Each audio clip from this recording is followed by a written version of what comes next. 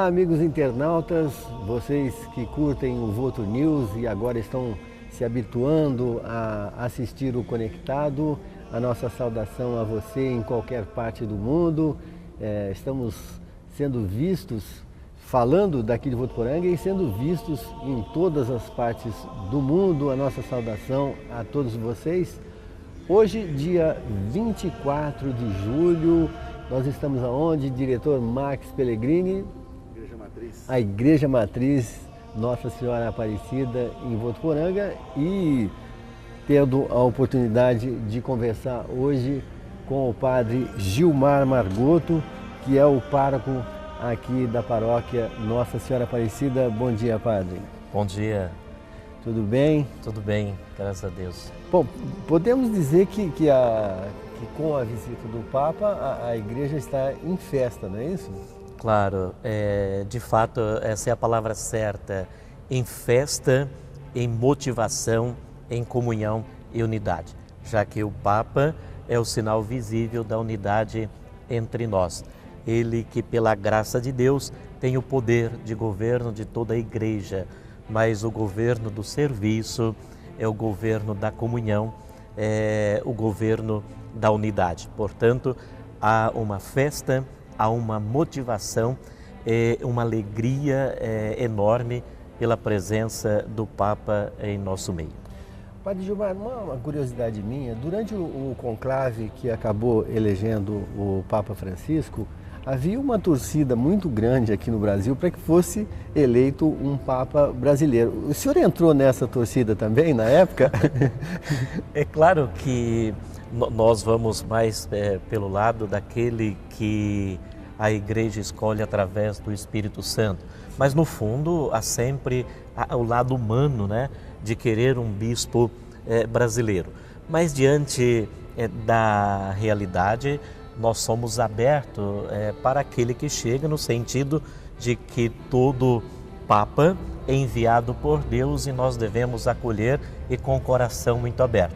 E de maneira especial o Papa Francisco. Nós com a Argentina temos uma certa rivalidade, mas isso transcende essa experiência bonita até pela postura, pela personalidade e simpatia do Papa Francisco, que está nos encantando, nos conquistando, como também o mundo inteiro.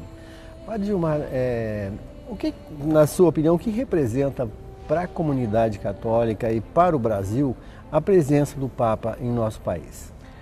A Igreja próxima ao povo, e isso gera vida, gera motivação, porque às vezes dá a impressão de que a Igreja é distante. Todos nós somos Igreja, mas a presença da hierarquia é uma atenção especial e uma proximidade. Então é a própria presença do Evangelho de Jesus Cristo em nosso meio. Isso dá uma valorização muito grande para a Igreja, para a sociedade e no sentido da Jornada Mundial da Juventude para os jovens, já que a Igreja sente uma necessidade de um trabalho de evangelização entre os jovens. Nós devemos evangelizar a todos, partilhar a palavra Eucaristia com todos, mas sabemos hoje de uma carência no meio jovem. O jovem hoje, na grande maioria, esses jovens não interessam pela comunidade, pela Igreja. Então, essa minoria que a Igreja ainda tem, com a presença do Papa, é uma motivação, é um chamado. E nós sabemos que muitos frutos vão acontecer dessa presença do Papa para a Igreja, para a sociedade e para o Brasil. É no sentido de uma atenção especial, de uma proximidade da Igreja com o povo. Agora, qual é a principal mensagem que o senhor acha que o Papa vai deixar para os jovens brasileiros e aqueles jovens que vieram de todas as partes do mundo para a Jornada Mundial da Juventude? Eu acredito que seja justamente experimentar Deus no coração. Até porque na fala do Santo Padre, o Papa Francisco, ele percebe isso, que todos nós devemos experimentar, mas uma carência maior ainda de o jovem experimentar em Deus em primeiro lugar, ao invés dos valores do mundo. E uma vez que os jovens experimentam Deus, a postura do jovem é diferente. diante dos problemas sociais, porque o Papa fala muito disso, de que os jovens precisam perceber aquilo que está ao seu redor, porque de maneira especial na questão da internet, o jovem conhece muito aquilo que está longe. Sim. E pouco da sua realidade, do lugar em que vive, e pouco inteira também desses problemas sociais. A próprio lema da jornada, o tema, né? De fazer discípulos, né? em todas as nações, mostra também esse sentido de que o jovem, uma vez que experimenta Jesus, ele se torna discípulo, necessariamente ele é um missionário. Ele vai conquistar outro jovem pelo seu testemunho, pela prática do bem, da justiça. E nessa mensagem, certamente, o Papa, lembrando que os jovens devem experimentar Deus, renunciam aos valores mundanos, como o álcool, como as drogas, violência, prostituição, o que ferem de maneira especial a nossa juventude. Padre, vamos falar agora aqui da nossa juventude, né? A gente sabe que a paróquia Nossa Senhora Aparecida, aqui em Votuporanga, acolhe muitos jovens.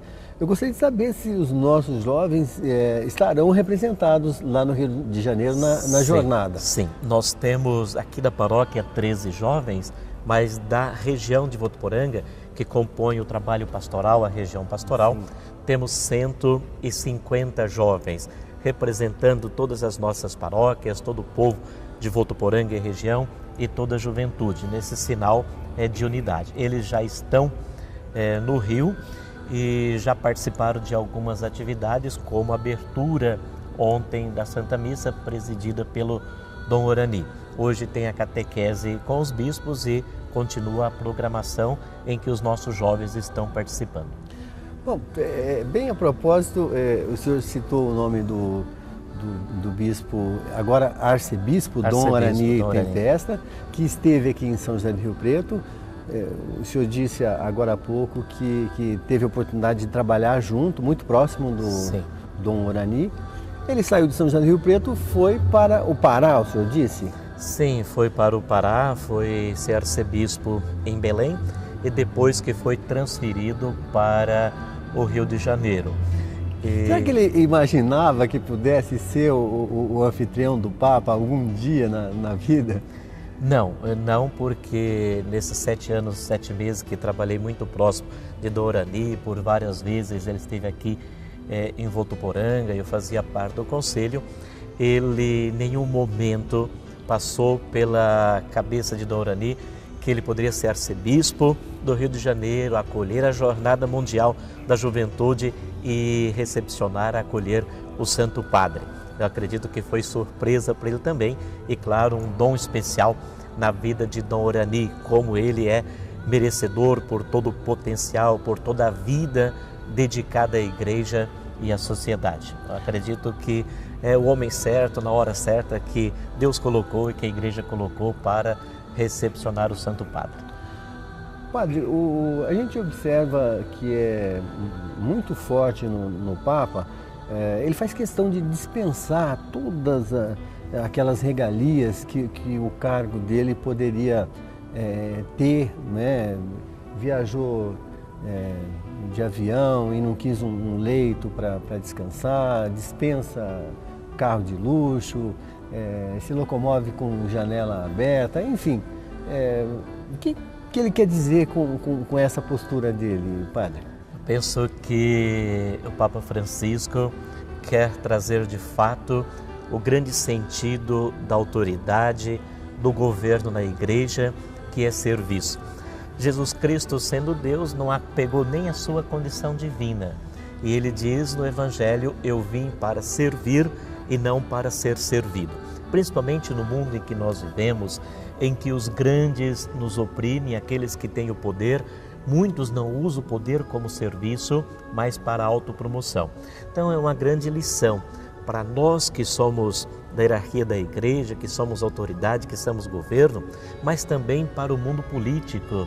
É uma grande lição que devemos revestir de humildade. Quanto mais poder nós temos, é porque nós temos instrumentos maiores em nossas mãos e que podemos usar para o serviço, para o bem, e não para a vanglória. Então, é muito clara a mensagem do Papa, que o cargo que ele exerce na igreja é de serviço, é de unidade. Ele que foi escolhido, também acredito que nunca pensou em ser Papa, mas foi escolhido e tem apresentado de maneira muito clara essa mensagem de simplicidade, de desapego, de pobreza, de humildade.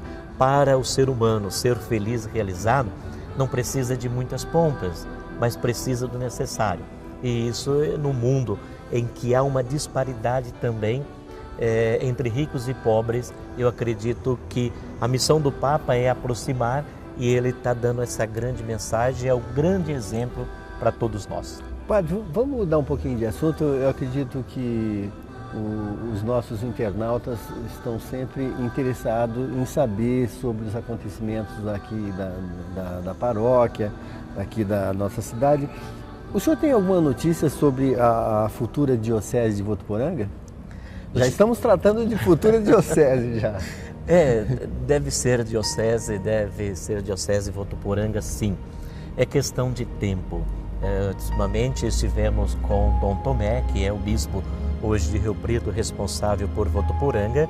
Ele tem um pensamento muito positivo. E ele vê com simpatia essa simpatia, ideia? Ele pediu por escrito uma posição da Santa Sé que deve responder, e nós acreditamos assim que entre um ano e meio nós teremos uma resposta positiva. Embora o tempo não podemos precisar, já que a igreja é muito prudente e não só depende da estrutura física, mas na questão também da eleição.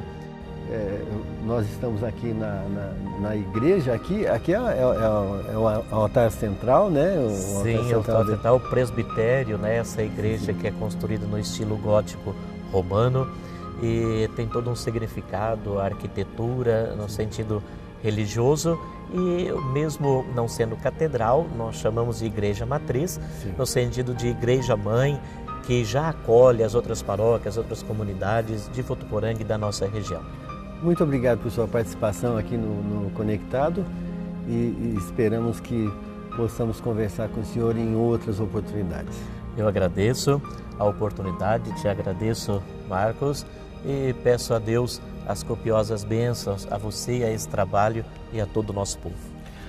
Bom, meus amigos, a gente gostaria de, encerrando o Conectado de hoje, gostaríamos de agradecer a algumas empresas que trazem o apoio ao Conectado, e aqui no caso nós gostaríamos de citar a Ciafer Materiais para Construção, a Giobel Móveis Corporativos, ao colunista Paulo Zaparoli, que sempre divulga o trabalho do Conectado e do Voto News, e também a gráfica do José Antônio. Um grande abraço a todos vocês e até outra oportunidade.